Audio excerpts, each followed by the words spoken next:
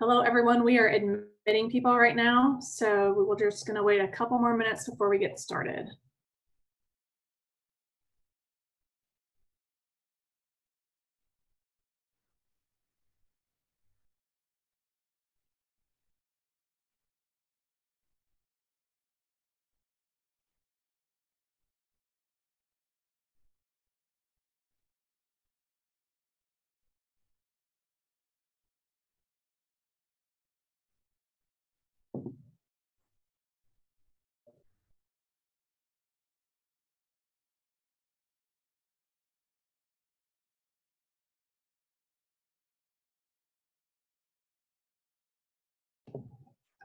If everybody can, we just encourage to see your bright and shining faces before we get started. Thank you.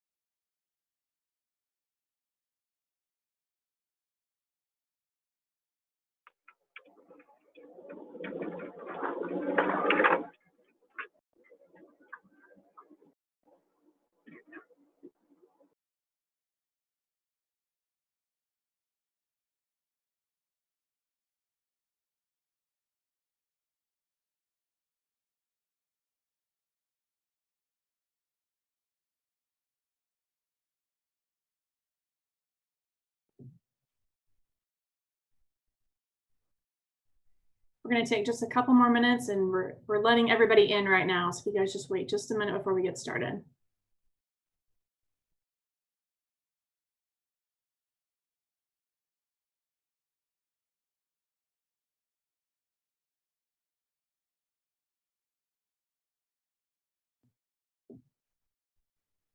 Also, if everyone can make sure that they use their full name when they name themselves, so that we have it for your meeting credit, that would be great.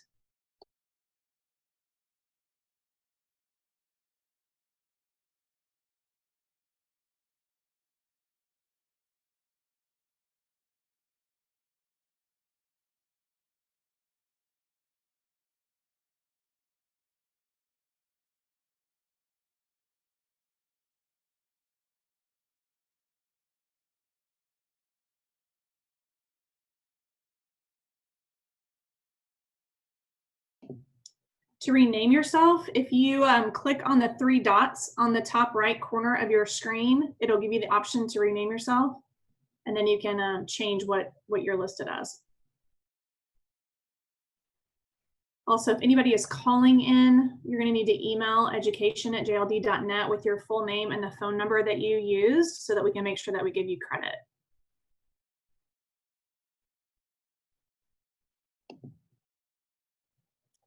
I don't know how you do it if you don't have the three dots. No, that's a question. Does anybody in education know?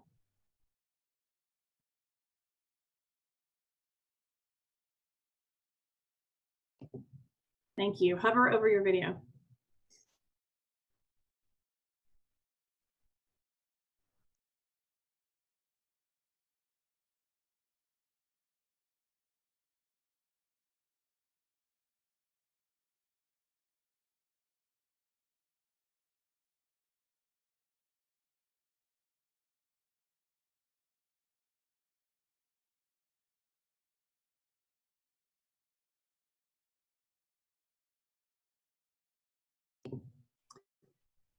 Okay, ladies, I think we're going to go ahead and get started. I know we have other people that are going to be joining as we go through, but in the interest of time and just so we can get to our speaker, I want to go ahead and kick this off. So, hello and good evening. I am Heather Bennett. I'm the VP of Strategy this year for the Junior League of Dallas. I am so excited at the turnout tonight. If we were in person, this would be standing room only. So I'm really happy to see so many of you. On this Women's Equality Day, especially, I'm thankful to work with an organization essential in promoting women and giving voice to so many things. This being the second meeting of the year and the second in our educational summer series addressing diversity issues, I want to first thank you just for being here. Many of you joined us last month for our first meeting with Michelle Kinder and Ulysses Waters. If you were not able to attend, don't worry. We're just glad you're here with us tonight. At that first session, we learned what it means to be an ally, how to create safe spaces for important dialogue, and educate ourselves on racial issues. We learned about microaggressions, how to avoid them, and many other life lessons that we may or may not have realized. We got great feedback from that session, so thank you for letting us know how you felt. Super excited that you're here tonight to gain more understanding, hear more smart conversation, and just continue this process with us. No matter your background or where you're coming from, we realize some of you are just dipping your toe into this movement, while others are living in the midst of it and have been for years. Regardless of where you are in that journey, we're glad you're here. Tonight, we continue our dialogue as our education includes that of our own community, and knowing our history of Dallas is an important step. We're so excited to hear from Jerry Hawkins with Dallas Truth, Racial Healing, and Transformation about our city, its history, right and wrong. So get ready.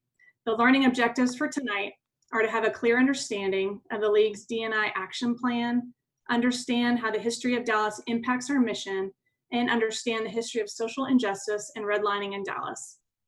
I'm sure you'll take something away that you did not already know or realize before. Some housekeeping before we get started. First of all, for optimal viewing, we recommend that you put your settings on speaker mode so you can see our speaker and our slides. Also, for meeting credit, you must be registered, which most of you would have gotten this email. You have to be present within the first 15 minutes of the start time and stay until at the end of the meeting. Complete the survey that you received in your email. It will also be shared in the chat, and it'll also be on the screen at the end. Please use your full name in your settings so we can make sure we document it. And if you're dialing in, you need to email education@jld.net with your name and the phone number you're using in order to receive credit. Thank you in advance for any technology issues. I know we're still learning as we go in this completely virtual world. So bear with us if there are any issues. As you know, summertime in the Junior League is typically an off time, but as we are all understanding, this year is anything but typical. The board, the strategy team, which includes diversity and inclusion, our education team, staff, and so many others have worked really hard to set up the summer series to bring light to topics of racial injustice, how we can all better ourselves and our community. So we hope you find these informative, thought-provoking, and wanting more. In addition to our summer series, the strategy team has put together a comprehensive diversity and inclusion action plan, which you can see here. This graphic speaks a little bit more to some of the components of the plan. We have one more summer series session on September 23rd around 2 different books, but please know you do not have to have read them in order to attend and hear great conversations and learnings. Also, in addition to the summer series, we're doing personal study resources on our website, which will include things to read, listen to, watch, and even help with hard conversations with children and others. Also included in the plan are focus groups where you can share ideas on what you think is needed in diversity and inclusion for our members and for our community. So more information will come around that. We're looking at dates and content now.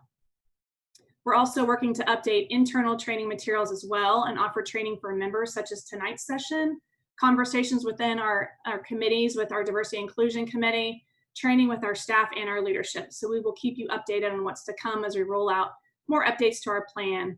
We really hope that you find something that interests you no matter where you are in your personal journey. We are committed to continuing this conversation throughout our year together. Tonight, should you have any questions related to the plan, anything, I encourage you to use the chat function and type in your question to JLD questions, and we'll answer you tonight or address it at our next session. Should you have any questions for the speakers, please type your question as speaker questions in the chat, and we'll work to get your questions to Jerry, and he'll try to address it. We will be having a Q&A portion at the end of tonight to answer any questions that you might have too.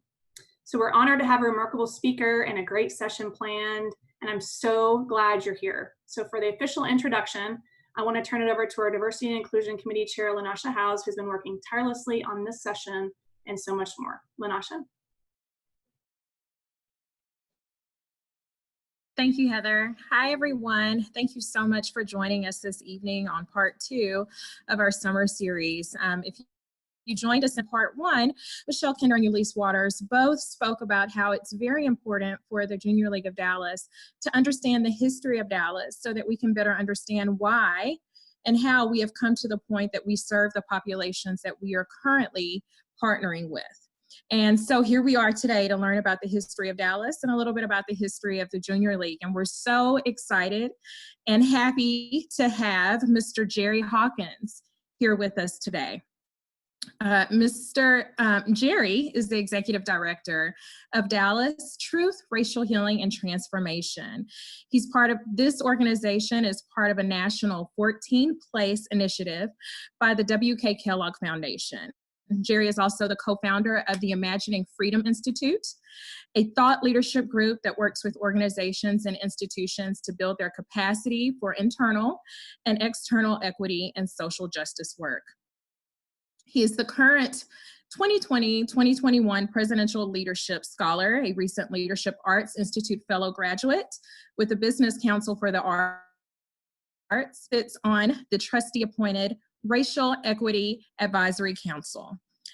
Jerry and his organization have worked tirelessly help individuals understand social justice and equity. And through those efforts, they have just retained a $3.1 million grant from Rainwater, as well as a $500,000 grant from the TI Foundation.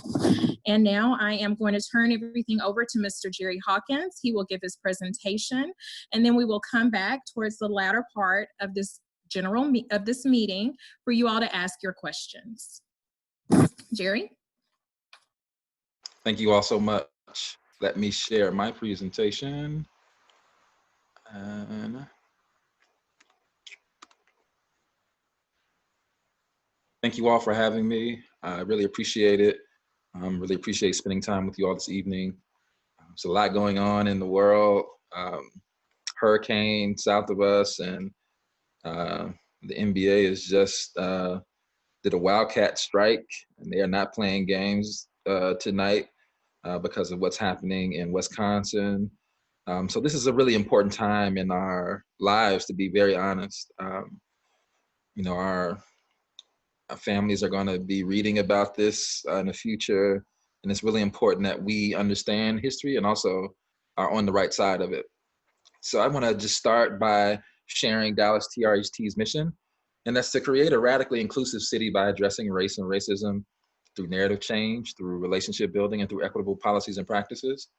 We have a vision where no North and South divisions exist in terms of race, wealth, arts, health, safety, education, opportunity, and that our communities actively, honestly, and openly acknowledge, repair, and heal from its present racial inequities. And so that's a very audacious vision.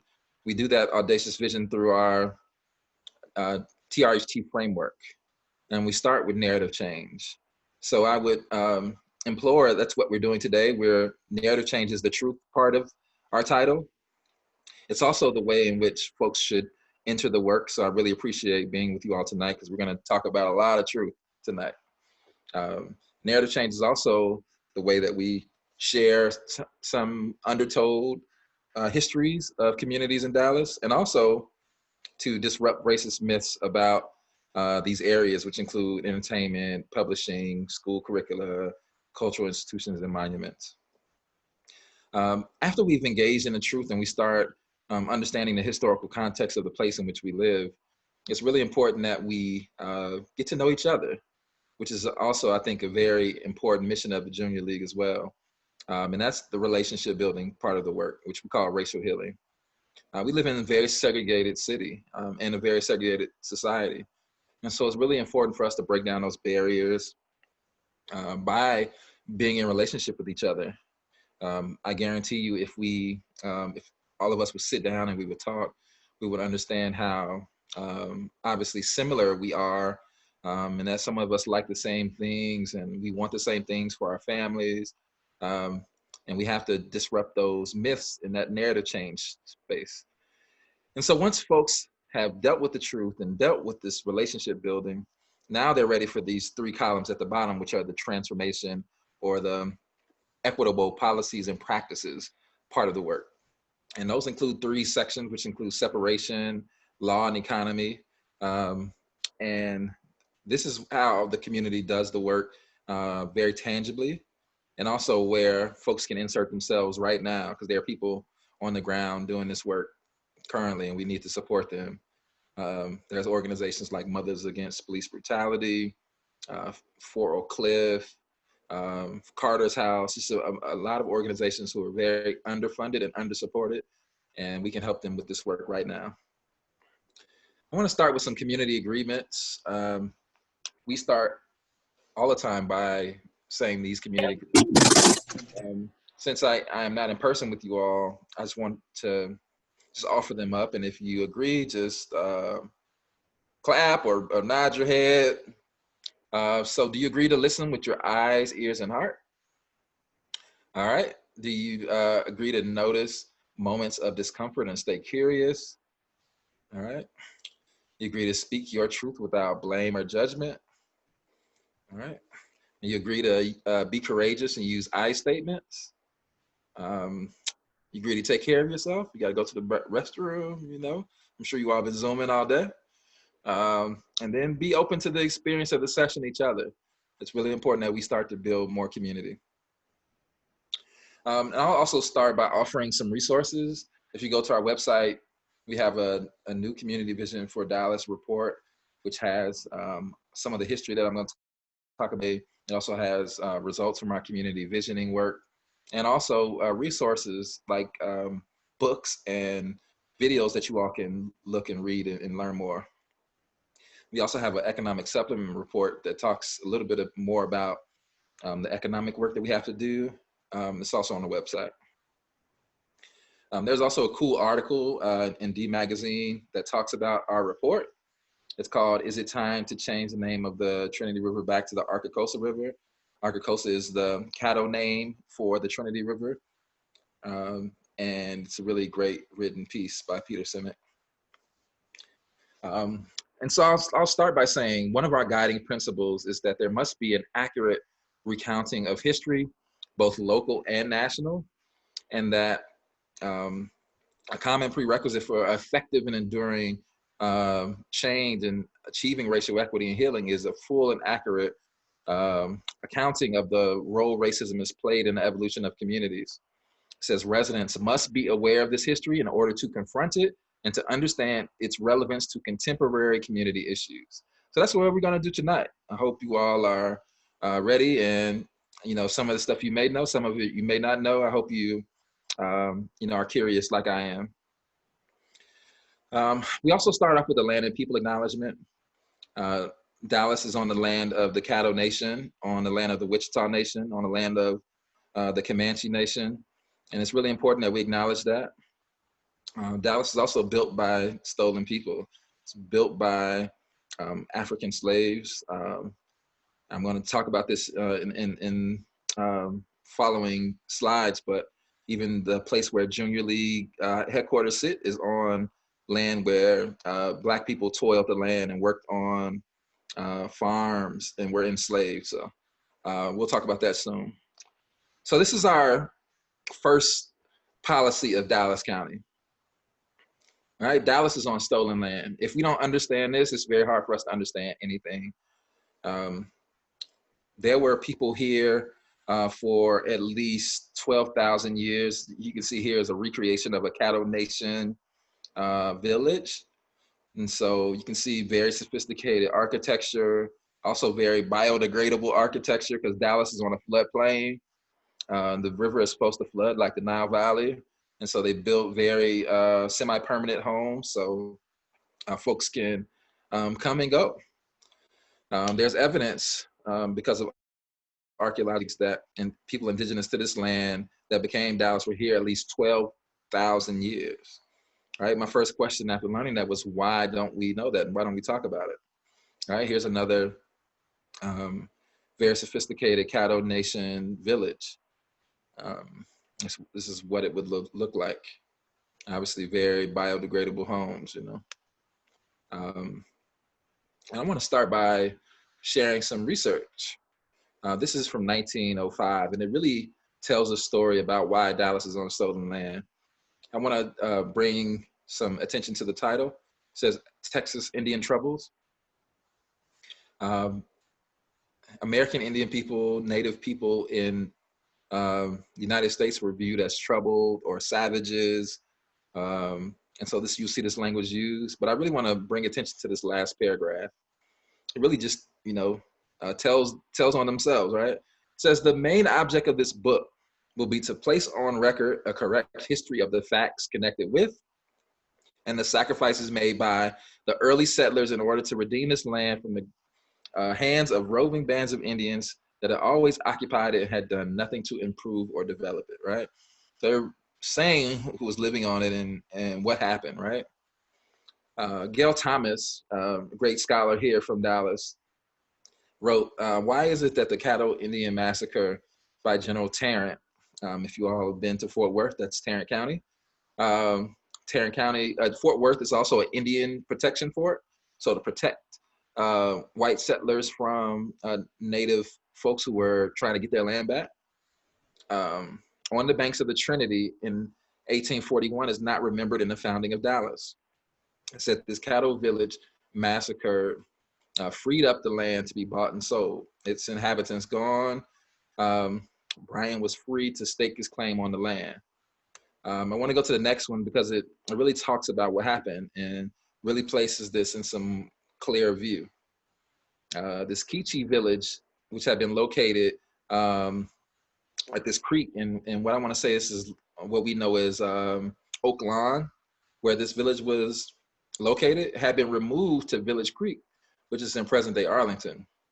That Indian village would be the site of a destructive battle in 1841, a battle in which John Lee Bryan, the so-called founder of Dallas, John B. Denton, whom Denton County is named, who was also the only man who died in this destructive battle, really a massacre of Native people. Edward Tarrant, who Tarrant County is named after. John Reagan, who Reagan County is named after. And then also the surveyor all participated in this massacre. And I guarantee you, no one teaches this in Dallas. There is no sign to say that. It's actually in the city proper of Dallas. There's no sign that recognizes that Native people, American Indian people lived here. And so we often talk about this binary, or why, like when we talk about race, that it's like a black and white thing. And that's because it actually was. So right after 1841, the only people who lived in what became Dallas County were white settlers and those enslaved African people. So let's get to that. Dallas was also built with stolen labor. So the second public policy of Dallas County was stolen labor, was slavery. I want to bring up Jane Elkins, particularly because Junior League serves women, and Jane Elkins may be the most important woman in Dallas County history. Jane Elkins was an enslaved woman. She lived right where I live right now, near the corner of Northwest Highway and Marsh or Lemon. And she was also the first bill of sale of Dallas County. Here from the history of Dallas County is her bill of sale. It says the first bill of sale recorded in Dallas County is August 9th, 1846. And it says, and this is really important because it talks about how chattel slavery in the United States was very different than any other place. It says, I have this day showed to John Young, a Negro woman named Jane, and child aged about 20 years, which said Negro I warrant to be both sound in body and mind, and really important, a slave for life. And other places where they had enslavement, like Brazil and others, folks weren't slaves for life. They were able to join into society. He said, this is also really important, this last sentence. It says, I bind myself to warrant and defend the title said Negro unto said Young, his heirs and his assigns forever, right? So it talked about the ownership of this Black woman's body as something that is perpetual. It's something that is everlasting, and that even if he died, his heirs would own her. And even if they died, whoever they assigned her to would own her. So it was a very pernicious system. I also want to bring some more context to it.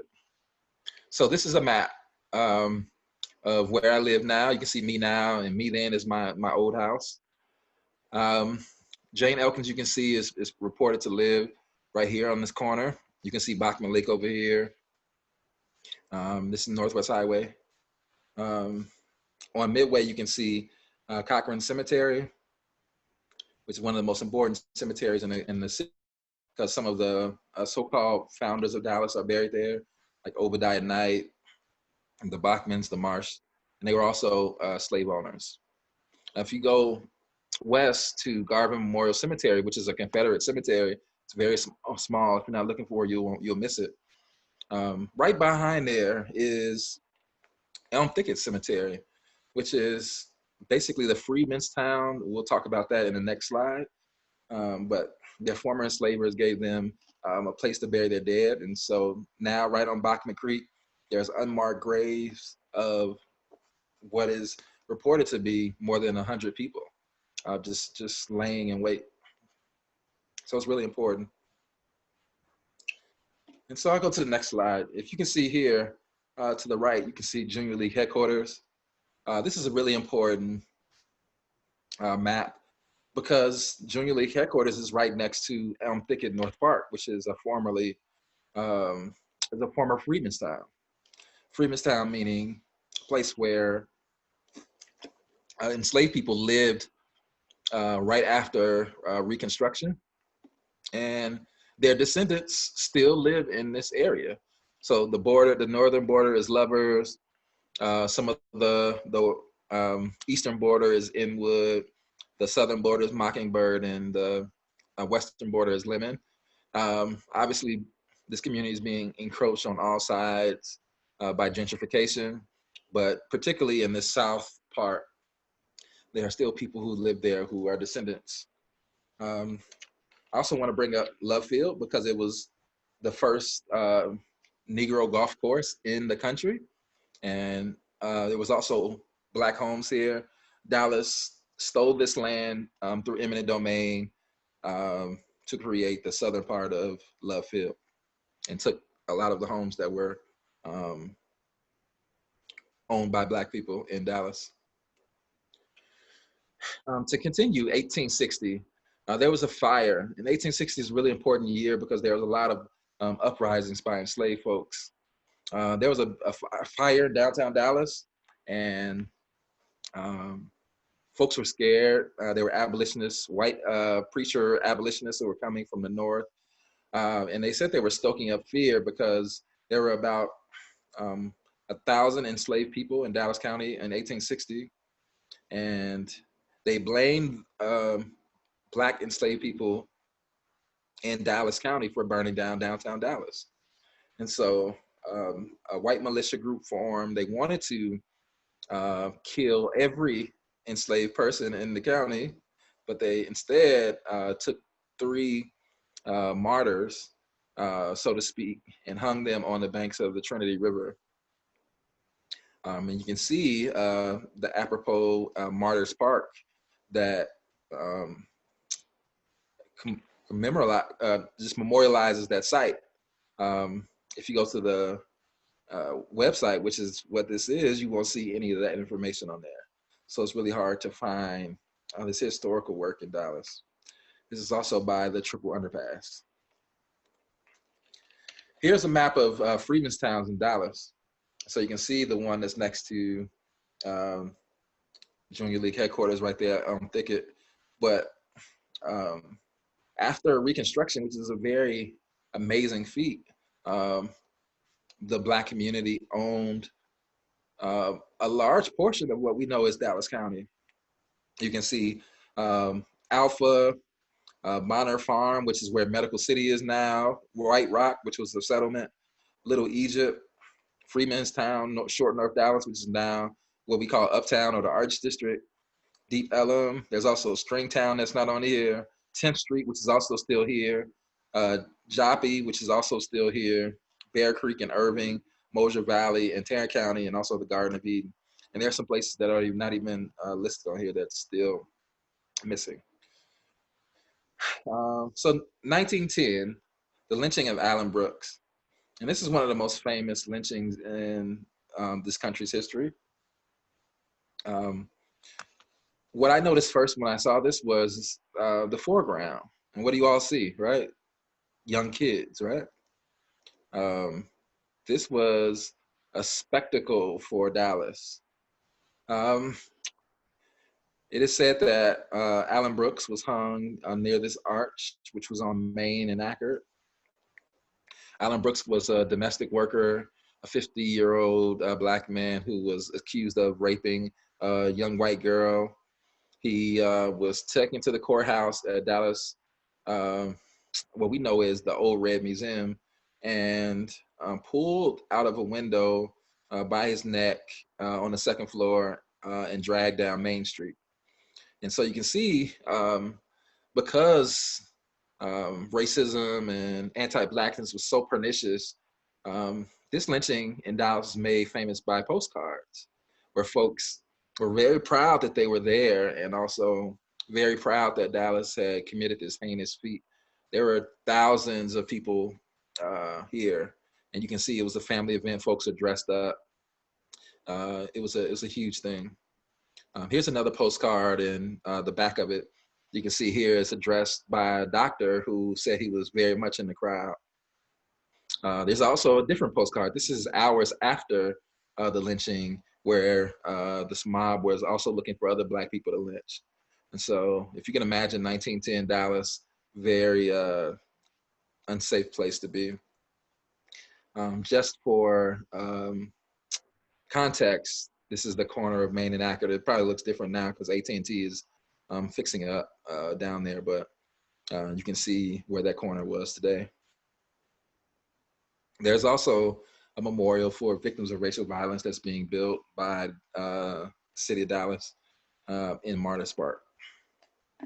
And so this is from D Magazine, when Dallas was the most racist city in America. You can see in the early 1920s, it says the city's chapter of the Ku Klux Klan once included 1 out of every 3 eligible men, which meant that doctors, teachers, lawyers, whoever, they were part of the Klan. Dallas had the largest Klan population in the 20s in the country. Here you see a Ku Klux Klan invitation where they've invited folks to witness the largest class induction of the history of Klandom. There were thousands of people who attended this at the State Fair of Texas.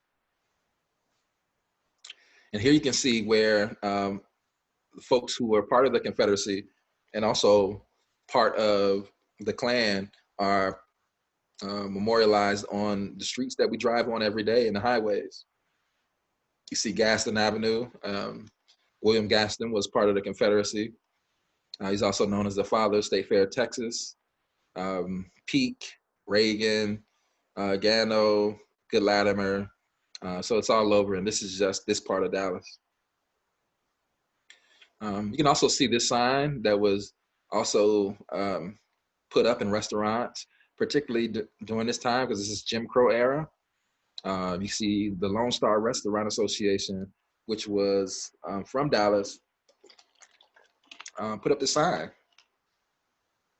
It said, "Dogs, no Negroes, no Mexicans." You can see the order, right? That's the first thing I noticed, which was just shocking to me to just read the order in which they put these signs.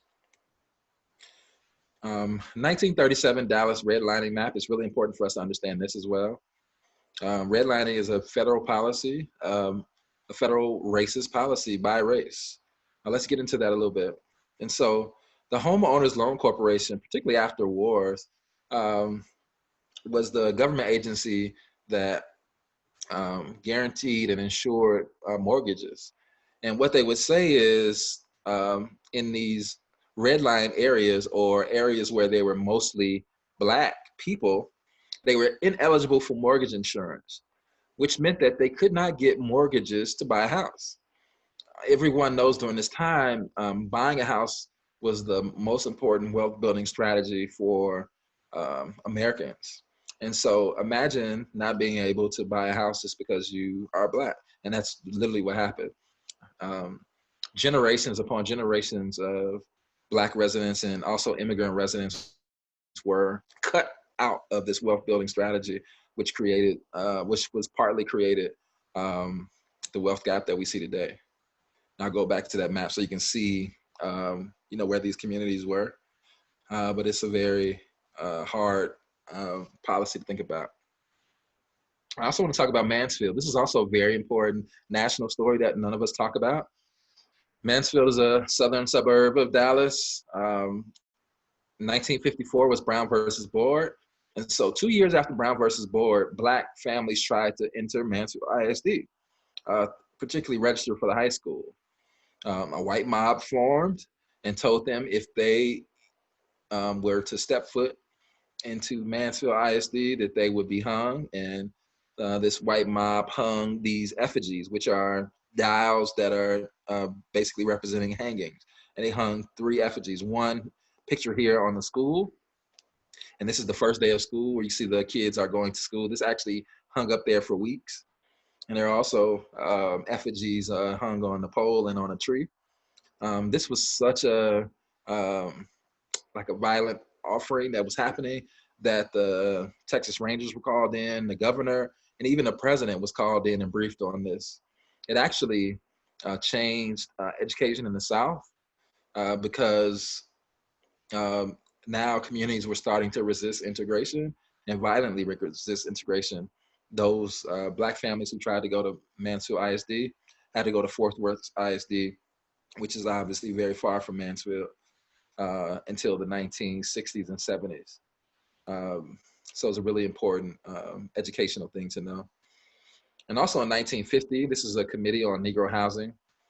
They talk about racial segregation as law. And they said, we want to remind the people of Dallas that if we do not provide housing sites for Negroes who want and can't afford to buy suitable and decent housing, the alternative is terrible, resulting from Negroes buying in white neighborhoods. The committee feels that the only satisfactory and permissible solution to this problem can be realized where there is racial segregation. So you would see, particularly in places like West Dallas, which had the largest housing, low-rise housing in the country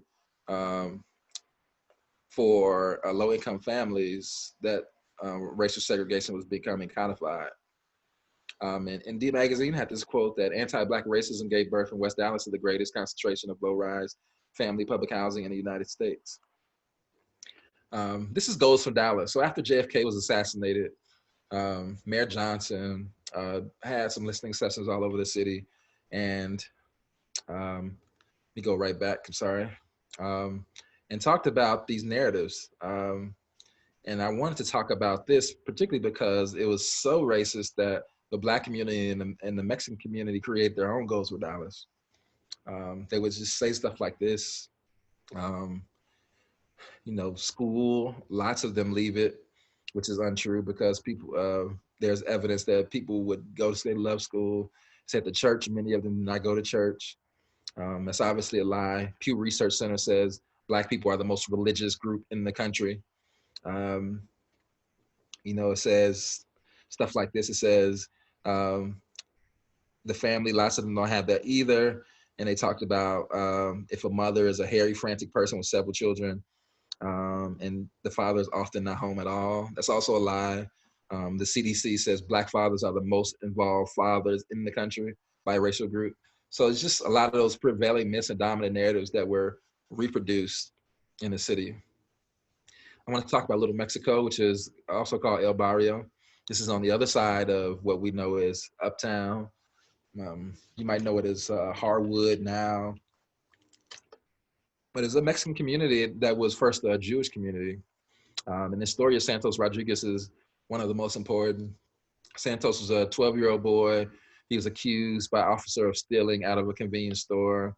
In the 1970s, Officer Darrell Kane played Russian roulette with him and his brother in the backseat and killed Santos in the backseat of that car. There was an uprising, and probably one of the largest multiracial uprisings in the city. The Black and brown communities protested for 3 days in downtown Dallas. And Daryl Kane was convicted, the first officer to be convicted of murder in Dallas County. He was only sentenced to 5 years and maybe served 2. Then I want to talk about Deepwood Dump, which is the largest illegal dump in Texas history. So it's Pleasant Grove. Pleasant Grove was what we know as a white community after Black people started to move into South Dallas. South Dallas used to be a white and Jewish community. And once Black folks started to move in there, white families moved out, moved to suburbs, and also moved to Pleasant Grove. And once the families started seeing Black families moved in, they moved out of there, and it became a Black community. And the city from 1982 to 2000 allowed illegal dumping in their community, to which it became the largest illegal dump in Texas history. So this is like environmental racism now. And as you can see, the Deepwood Dump is now the Trinity River Audubon Center. It's a beautiful place, but it was meant for the community. Those community residents sued the city of Dallas. They won, and part of this reparations ordinance was for every resident of 75217 to attend Trinity River Audubon Center for free. It's hard to know if they've kept this promise because if you go there, as I've been several times, there's very few community members that attend here. So it's something to think about. I also want to talk about, this is also a modern issue. This is Marsha Jackson. She's my friend, and you all should support her. Marsha Jackson is dealing with this mountain of shingles behind her. It's called Shingle Mountain. You can see Shingle Mountain here. You can see how large it is. But the city has allowed illegal dumping of these recycled shingles right in the back of her house. Marsha, is retired. She wanted to live her life next to the water. She has a horse. She didn't expect for these shingles to be in her backyard. These shingles let out some particulate that affects her lungs and her breathing. So it's really important that we support Marsha and her work to get the city to take those shingles out of her house. And then I wanted to highlight some women that we all need to know. Thelma Page Richardson, which was the woman who equalized pay for Black and white teachers in the country. Thurgood Marshall sued on her behalf and sued Dallas ISD, and they had to pay Black teachers just the same as white teachers. Juanita Craft was also one of the most important people in Dallas history. Her house is now a museum. She integrated the State Fair of Texas and also attended presidential inaugurations. She did a lot of work around the city. Adolfo Caello was a lawyer and also integrated a lot of city places, including districts. And he had Rainwater, who integrated Carrollton ISD. ELSIE FAYE HEGGINS, who was a councilwoman and named Martin Luther King Drive and did some other great things in the city. Dr. Mamie McKnight, who was a scientist and part of the FREEDMAN'S Memorial historical work, which is one of the most important archaeological digs in the city. And Kathleen Gilliam, who was the first woman elected to the school board. And then Carla Garcia, who just last year became the first Latina elected to the school board. And so I think I'll end there. Obviously I have a lot more to share, but I think it was a really quick overview of some of the untold history of Dallas, and hope you all have any questions, and I'll stop my sharing right now. You can check our website right here. You can learn about our information, and please follow us on social media. Thank you all. Thank you so much, Jerry. I guess we'll go ahead and go to one of the first questions that I received. Ladies, continue to please send through your questions. One of the questions was for those individuals who may believe that everything that you said is history, it's not happening anymore, we're in a different day and age, things are better. How is everything that you have just explained to us and told us about the history of Dallas relevant today? Could you explain that to the audience, please? Yeah, so Dallas is a very young city. It's only 170 years old, which means that this is only 7, 8 generations old. There's people here who are connected to that history. It also means that we have to understand that whatever happened right before us is something that's happening right now. I gave an example about slavery, for instance. New York Times just wrote an article that said that there's still a man, he's like in his 80s, his parent was enslaved, right? And so it's not a faraway issue. This is a issue that is very important to our contemporary issues. And whatever we have now is built upon a history of discrimination, a history of racism. There's a writer and an architectural critic who works for Dallas Morning News who said that Dallas is built on a map of white supremacy and had maps to prove it. So I think it's really important that we start to learn a little bit more. Kind of just diving into that a little bit. Another lady asked about, well, how does this impact generational wealth? That you just said, especially for those, for minorities. Yeah, so let's talk about just enslavement, right? So you have 250 years of unpaid labor, right? So imagine you work for your job and you just work for free, right? Obviously, that's not fair, right? You all, I'm sure the majority of you all have some way of making some type of living. Just tell them you don't want money and imagine what that reality would look like, right? Or what it would feel like, right? So that's that, right? So you have 250 years of enslavement. Then you have 100 years of like this Jim Crow policy, which include things like redlining. There's a really good example of like the racial wealth gap. Ta-Nehisi Coates, who just co-edited the Vanity Fair issue this month, and you also check that out. It has Breonna Taylor on the cover. He wrote an article called "The Case for Reparations" in the Atlantic, and the case for reparations wasn't about slavery. It was about contract lending, which was a racist housing policy in which folks would get this rent-to-own kind of situation and couldn't own their own homes. The social equity group at Duke quantified that qualified essay, and what they found in just from 1950 to 1970 is that the Black community in Chicago, where this policy was, lost $3 to $4 billion of wealth, and that's just one housing policy, right? Imagine all of the other policies, like education, like transportation, right? Remember, Black people couldn't sit in the front of the bus. Like, so many policies that compound that make the racial wealth gap one of the largest and most pernicious things that we have to deal with. There's no way to close that with programming. We need things like repair. Now, this is one that I just received from a few ladies. The question, your presentation, you focused on several strong Black women who led and helped with the civil rights movement.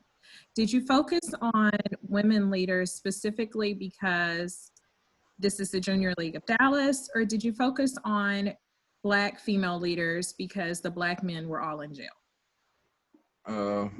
Well, I wouldn't say the Black men are all in jail. Mass incarceration really started in the 1980s. But actually, that's part of a presentation I give all the time. So that's a very condensed population. I talk about women leaders because women are erased from the narrative, period, right? So just women, period. So if you get down to the intersections of also being Black or being brown, because I also talked about Latina women in the presentation, they are definitely erased. One of those folks in there that I talked about, Dr. Mamie McKnight, she's one of the most important people in Dallas history. She's written books about Dallas history. She was one of the chief researchers for the FREEDMAN'S Memorial, which you'll also be visiting. We don't know nothing about her, right? She was a woman who became a scientist because she loved science and was told because she's a woman and because she's a Black woman that she couldn't be a scientist in the city of Dallas. And so she became a teacher and a researcher, right? So we need to know these stories.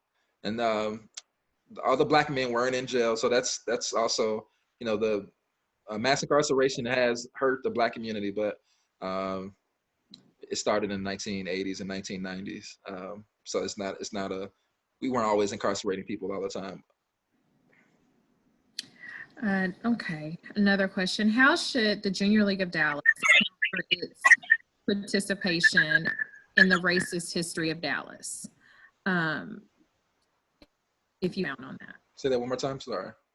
How should the Junior League of Dallas account for its participation in the racist history of Dallas? Yeah, it's a really important question. So this is the thing about joining an institution, and this is something that all of us have to do because we all join these institutions, right? Once you join an institution, you inherit the history of that organization, good or bad, right? It's really important for you to acknowledge that, particularly if you are in leadership in that organization. That's one of the failures of leadership in Dallas, is that the leaders who are part of an institution don't recognize their history. I mean, we talk about Dallas ISD, for instance. Dallas ISD started off as a Black and a white district, separate and unequal schools for the Black kids, right? If the leaders are not talking about the origins of Dallas ISD as a very racist place for kids to go to school, and it continues, they are losing, right? They are not going to be able to change some of the things, including Black students being the lowest performers that they are currently, right? That's a historical thing. I've talked to Chief Hall, you know, a woman in Dallas who is now our police chief. She is having trouble grappling with the history of the Dallas Police Department, which in the 1980s was labeled the worst police department in the country. It is not anymore, but that's a history that she has to grapple with. She inherited it. So. Okay. Well, a lot of the ladies are wondering why it is that this is the first time they're hearing a lot of this about the history of Dallas, and what can they do to continue to educate themselves more about the history of Dallas and race within the county, and how to preserve that history. And one specific example was given was the Juanita Craft House that's now at risk. Yeah, so it's a really great question. I want to say that it's very intentional. Dallas is a ahistorical city, which means that it doesn't really celebrate its history. Dallas is also a business model of a city, right? It's built for people to go to work and people to come home. It's not built for people, it's built for business.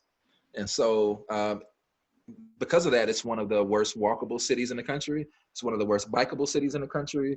The transportation, public transportation is poor because it's not meant for that. It's meant for people to go home, go work and come home. It's meant for commerce. And so it's really important for us as people who live and work here to create the city that we want, right? We want to be able to walk in our neighborhoods. Even in wealthy neighborhoods in Dallas, there are no sidewalks, you know? I was just at one of my colleagues' houses in Preston Hollow. She's walking in the street. She's about to get hit by a car, you know? So it's really important that we get that city infrastructure and we get a city that we want. It's also important that we have the city recognize its racist history. There's no healing that can be done if we don't recognize that history. Dallas has this similar history as New Orleans, right? We had French settlements here. We had all kind of cool history here that we don't acknowledge because of some of the racist things that happened, particularly JFK. So it's really important that we start to engage in history, start that healing process, and also start to create the city that we want. Okay, I have two last questions. One, we have a lot of mothers who are watching and they want to know any advice or tips that you can give them on discussing race with their children. And then the second question someone asked is if you could just give them a little bit of information about what your organization is doing and how they can help. That's a great question. So I think it's really important to understand that if your kid does not understand, skip the kid. First, we'll talk about you. If you don't understand how race works in this country and racism works in this country, you are not going to understand a lot. And that's something I really learned living in this city. And the city I come from, Chicago. It's just really hard for you to understand why things are the way they are. But once you start to learn, you get an understanding and it makes you angry and you want to do something about it, right? You want to activate that anger into change. As for kids, I want to say that some kids don't have the option of talking about race. And I think that as an early childhood professional, I'm a formally certified early childhood teacher.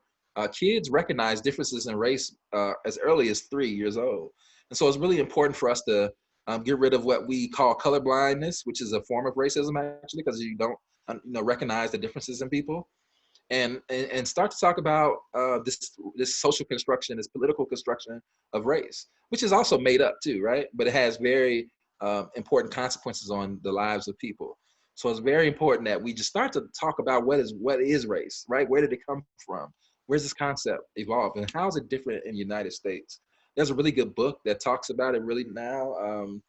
It's called Caste by Isabel Wilkerson. She wrote a book called Warmth of Other Suns. But it's several things we can talk about. And if you all download our report, we have a bibliography of books that you all can check out about Dallas history. And any other highlights that you want to tell us about your organization? Yes, the organization is committed. That the ladies can help.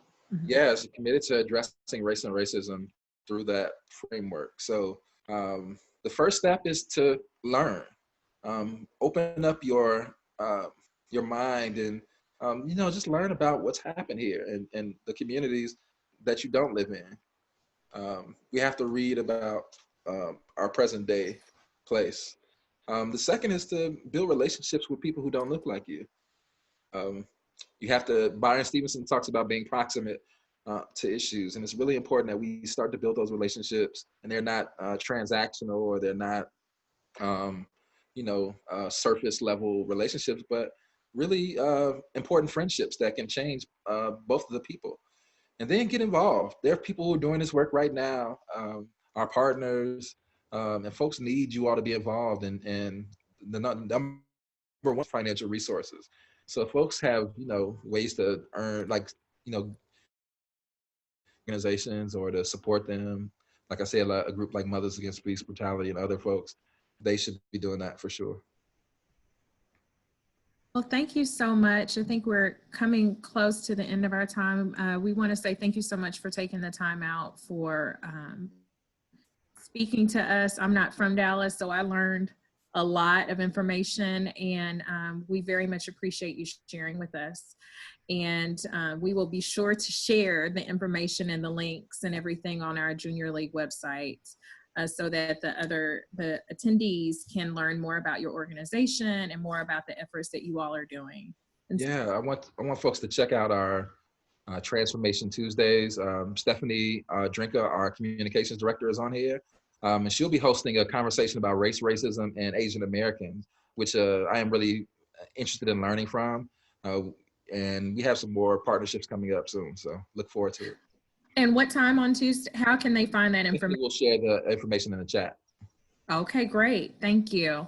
Heather, I'm going to turn it over to you so you can close this out so everyone can know how to get them eating credit. Thank you again, Jerry. Thank you so much for sharing with us. Heather, go ahead. Thank you, Jerry. That was such a great overview and details of our city. I'm just sitting here shaking my head. Wow. I mean, the historical overview is amazing. I personally learned more about Dallas I didn't realize, and now so much more that I want to do. As for our learning objectives tonight, I hope you all have an understanding of our D&I action plan, understand more about the history of Dallas, the history of social injustice, redlining, and so much more.